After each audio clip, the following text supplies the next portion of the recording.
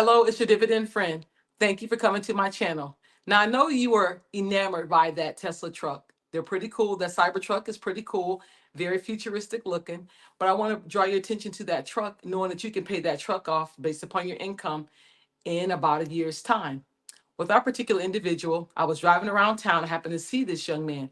Now, this is a business owner. He does construction, he does remodeling, things of that nature. So after looking at some of his numbers and all, I'm like, you can really pay that thing off in about a year's time. But I'm gonna tell you how he did it. He actually applied for a business line of credit. Just like a personal line, he took out a business line of credit. Now, the criteria typically is you have to at least be in business for 2 years. You have to have at least a credit score of at least 650 or higher, and you have to have revenue of at least $180,000. Where they get these numbers from, I don't know, but this is the criteria. Based upon that, he has a really good credit score, so he was able to secure a 9.3% interest rate off of it. So the Tesla truck, when he bought it, was, I guess it was over $100,000.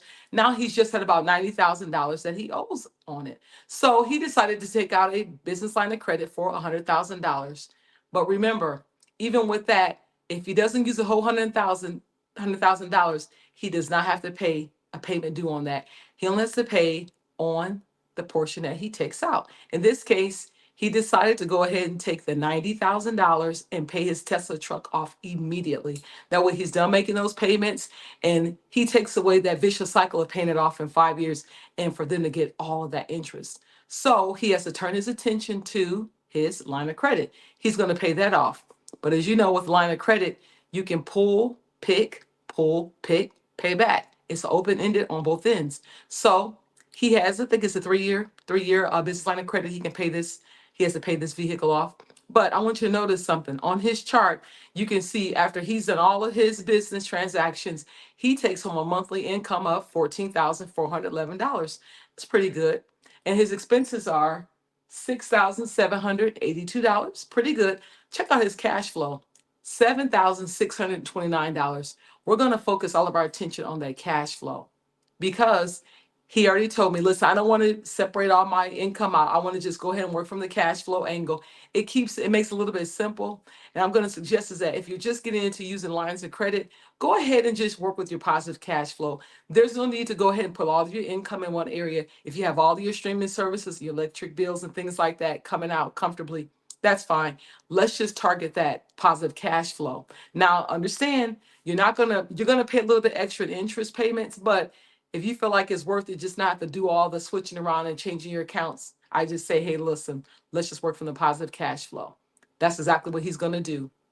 So remember, he took out $100,000 business line of credit. He only used $90,000. So he's required to pay on the balance that he's actually taken out.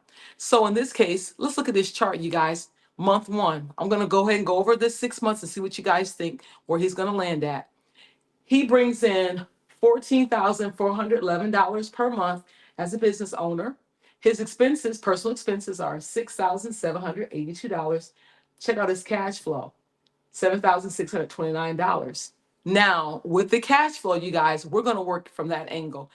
All his expenses have been paid. His savings is in there. His fund money is in there. All of his bills are in there. His mortgage is all in there. So he doesn't have to feel like that he's going pillar to post. No, we took out maybe an extra $300 just for fun, playing money. That way he doesn't feel like that he's depriving himself.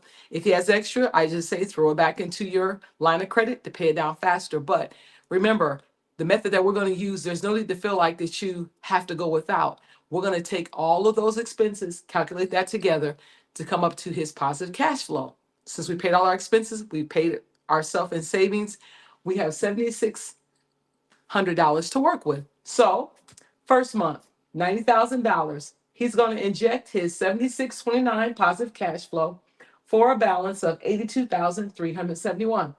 But don't forget, he still owes interest payment on the 82,371. So we're going to take 82,371 times it by the 9.3% interest rate divided by 12 for the number of months. Going to come to 638. We have to add that back in, you guys. So now he's sitting at $83,009. Okay, going into month two. Once again, he's been paid. His cash flow is 72 29, he's going to inject that in here in the second month. 76.29 minus 83.09. He's going to come to $75,380. But once again, he has to pay his interest payment on the balance due.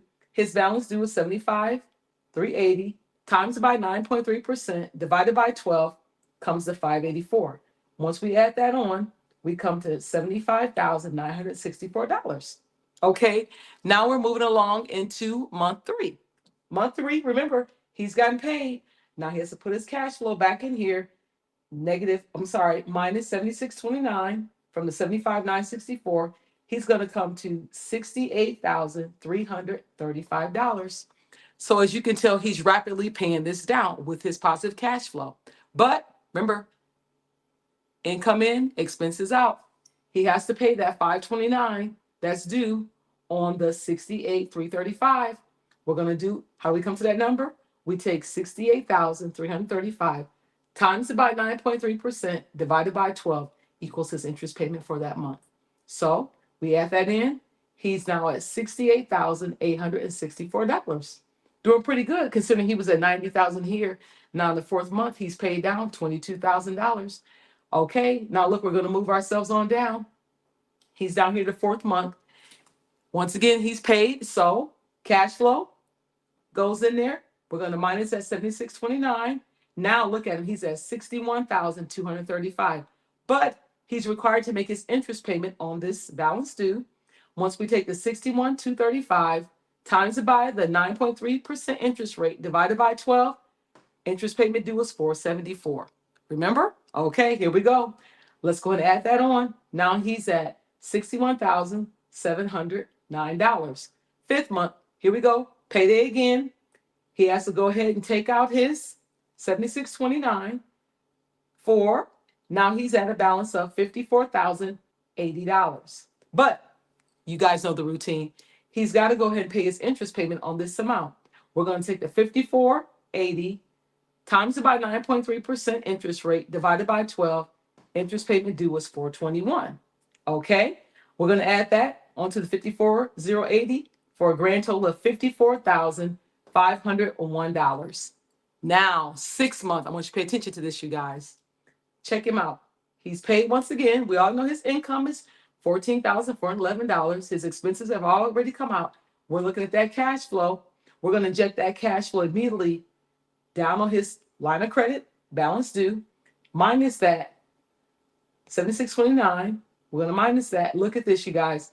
He's down to $46,872.